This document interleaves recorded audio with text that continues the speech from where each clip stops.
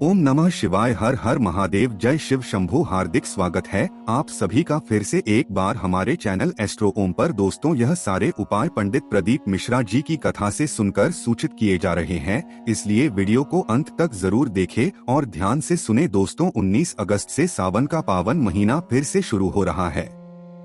गुरुजी पंडित प्रदीप मिश्रा जी के बताए सावन के कुछ विशेष उपाय जो कि बिल्कुल नए हैं, जिन्हें आपको करने के लिए सिर्फ 15 ही दिन शेष हैं। मतलब आप इस 19 अगस्त श्रावण शुक्ल प्रतिपदा मतलब श्रावण की एकम से ये उपाय करना शुरू कर सकते हैं। सभी उपाय विशेष और बिल्कुल नए हैं।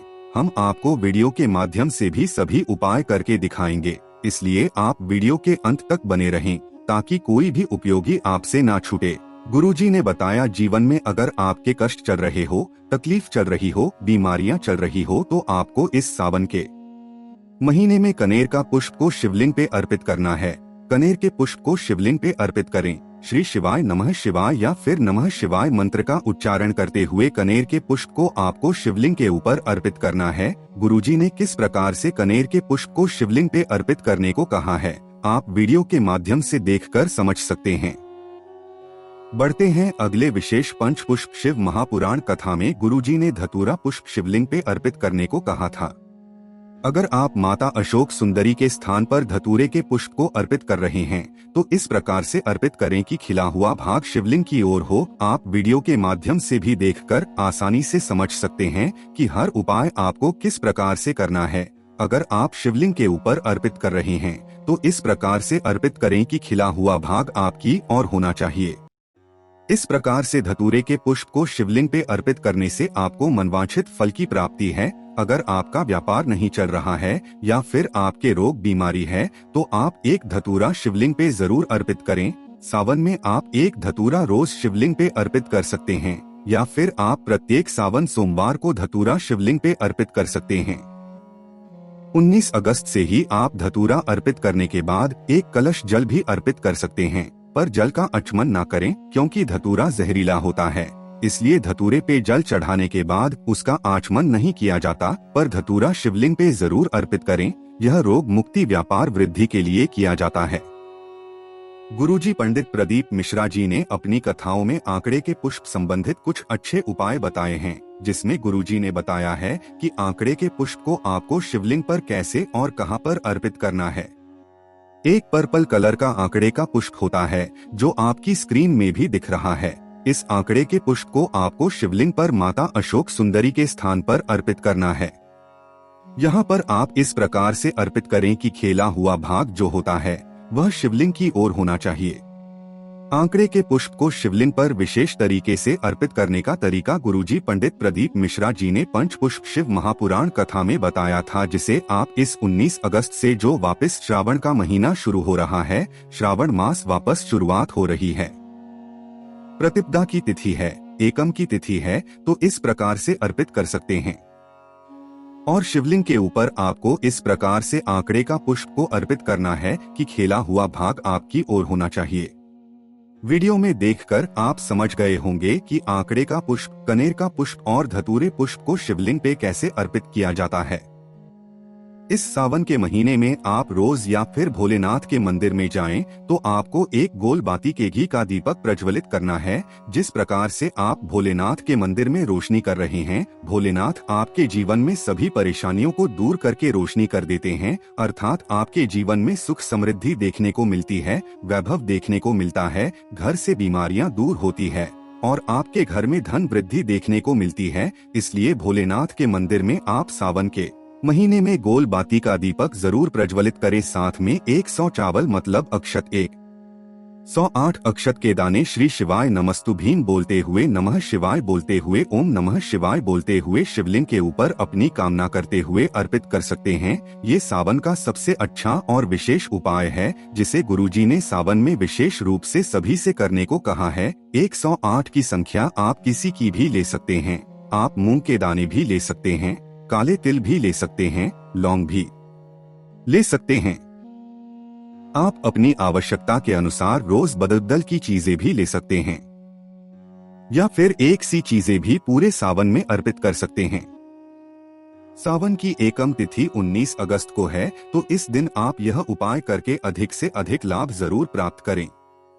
गुरुजी ने कहा है, पूरे साल भले ही आप 1 लोटा जल अर्पित करें, पर सावन में आपको 2 लोटा से जल अर्पित करना है। 2 लोटा से जल आप सीधे शिवलिंग पे भी अर्पित कर सकते हैं, या फिर सबसे पहले गणेश भगवान अशोक सुंदरी इस शिवलिंग का जो कटी भाग होता है और ऊपर जलाधारी, अन्यथा पूरा जल आपको शिवलिंग के ऊपर श्री शिवाय नमोस्तु भयम नम शिवाय ओम नम बोलते हुए अर्पित कर देना है।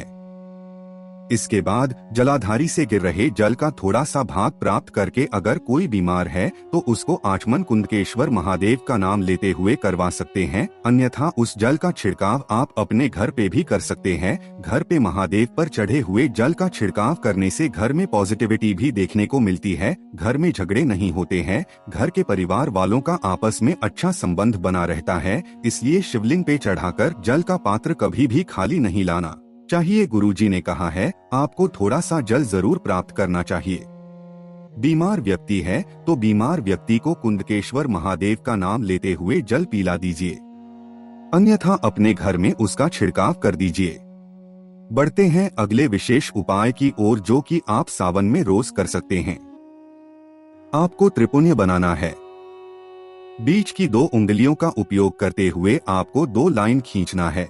इसके बाद अंगूठे की बाजू वाली उंगली का उपयोग करते हुए उन्हीं 2 लाइनों के नीचे तीसरी लाइन खींच देना है। त्रिपुंड बनाने के लिए आपको चंदन का उपयोग करना है।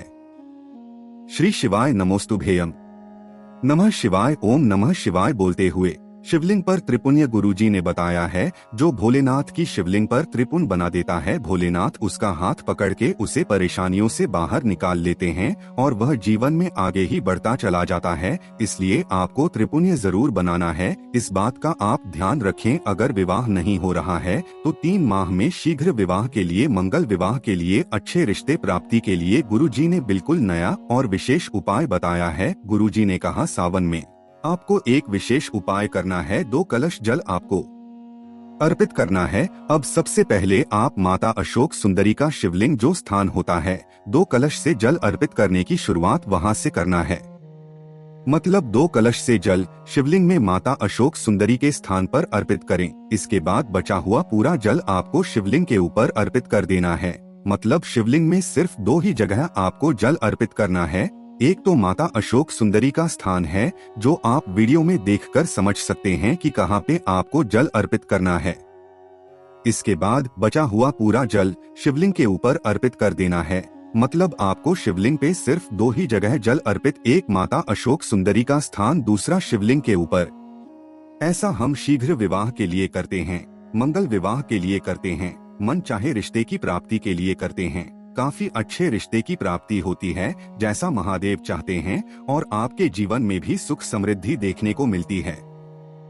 गुरुजी ने कहा है, अगर सावन के महीने में इस प्रकार से कोई जल अर्पित कर देता है तो 3 महीने के अंदर उन्हें बहुत अच्छे रिश्ते की प्राप्ति होती है। जिनका विवाह नहीं हुआ है वह यह उपाय जरूर करें, और अगर वे उपाय नहीं कर पाते तो उनके माता पिता या उनका कोई नजदीकी रिश्तेदार उनके निमित्त उनका नाम और गोत्र बोल के भी यह उपाय कर सकता है। बढ़ते हैं अगले और विशेष उपाय की ओर। सावन का बिल्कुल नया उपाय है। गुरुजी ने बताया है, अगर आप सावन में शिव मंदिर रोज नहीं जा पाते हैं तो आपको यह उपाय करना है। आपको अपने घर के ही गमले में एक शिवलिंग का निर्माण करना है।